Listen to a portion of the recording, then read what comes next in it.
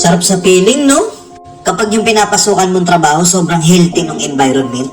Pagpasok ka, ngingitian ka ng mga katrabaho mo, mabait yung manager mo, yung bisor mo, mabait. Sarap sa feeling, no? Yung mga katrabaho mo, paparamdam nila sa'yo na belong ka talaga dun sa trabaho na yun. Pantay-pantay ang turingan. Walang toxic na katrabaho. Ang sarap, no? Yung tipong kahit maliit lang yung sahod mo, ganadong-ganado ka pumasok. Kahit malayo yung trabaho mo, ayaw na ayaw mong malilate. Hindi ka tinatamad pumasok. Kaso hindi lahat ng empleyado pinagpalang magkaroon ng ganong klaseng trabaho. Totoo, di ba? Naniniwala ako na kahit gano'ng kalaki yung inikita mo pero toxic naman yung mga katrabaho mo, hindi ka tatagal. Marirealize mo yan sa huli na importante pa rin yung mental health mo. Papasok ka pa lang sa trabaho, gusto mo nang umuwi. Minsan, bago ka pa lang, training ka pa lang. Pero kung ituring ka nila doon sa workplace mo, halos ayaw ka na nilang papasukin. May mga trabaho na hindi naman para sa'yo pero pinatrabaho sa'yo. Well, syempre, kailangan mong gawin, nakikisama ka eh. Sige, go. Ang hirap pag wala kang backer, wala kang kakilala sa loob, patay ka. Kasi merong ibang workplace na masaya na sila doon sa circle nila, ngayon pumasok ka doon sa trabaho na yon, bago ka hindi ka nila tanggap. Gagawa sila ng way para sumuko ka. Hindi naman nila dapat pag-usapan yung buhay mo doon pero pagchichismisan ka nila. Konting mali mo lang ire-report ka. Sabagay, natural lang naman yon na utos-utusan ka, trabaho mo yon, challenge yon. Pero yung iba naman kasi parang sumusobra na. Yung iba naman kasi ang intensyon hindi na para pagtrabahuhin ka. Parang napili ka lang nila para yung buhay mo maging mas miserable pa. May mga katrabaho ka dyan na akala mo tagapagmana ng kumpanya.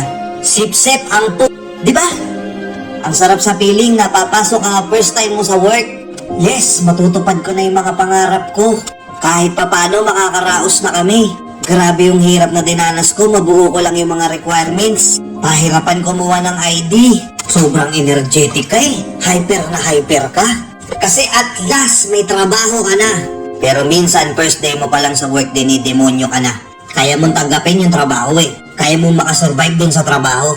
Kaya mong tiisin yung hirap. Flexible ka nga eh. Ang problema, yung mga katrabaho mong toxic, binabasag yung mental health mo. Nawawala yung gana mo. Nawawala yung inspirasyon mo. Oo, maganda nga yung sahod, pero hindi ka masaya sa trabaho mo. Magkakami na tayo dito. Huwag na tayong maglokohan. Ilan dito sa mga nanonood dito yung pumapasok na lang sila para sa sahod? Dahil napipilitan na lang sila kasi maraming obligasyon at responsibilidad na kailangang unahin.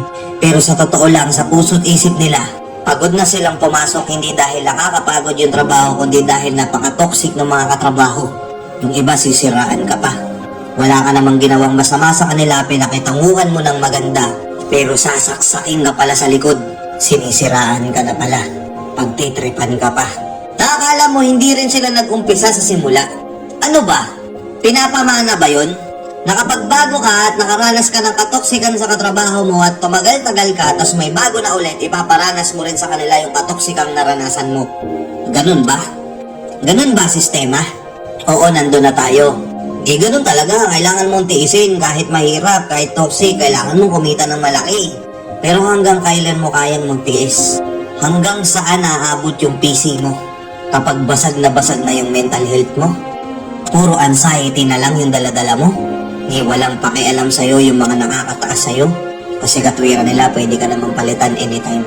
Kaya napakaswerte ng mga taong nahanap nila yung workplace na healthy environment. Pangalagaan nyo po yan. Napakaswerte ng mga taong naging masaya sila sa trabaho nila. Ganado silang pumasok kahit may sakit sila kasi nga, mababait yung mga taong nasa paligid nila. Sana all, no? Pero hindi ko kaya masisisi kung hindi nyo pa rin kayang umalis dyan sa trabaho nyo na yan. Sa panahon ngayon na napakahirap humanap ng trabaho. Sa panahon ngayon na napakataas ng standards para lang makapasok ka sa trabaho. Yun na lang yung pinangahawakan natin eh. Kailangan nating makasurvive dito. Kaya laban lang po konting tiis lang. Kuha ka lang experience konti tapos lipat ka ulit. Oo, kung naghahanap ka ng sign na gusto mo na lumipat ng trabaho dahil toxic yung katrabaho mo, patagal ka lang ng konti, pa-experience ka lang ng konti, hanap ka bago. Ito lang mga advice ko.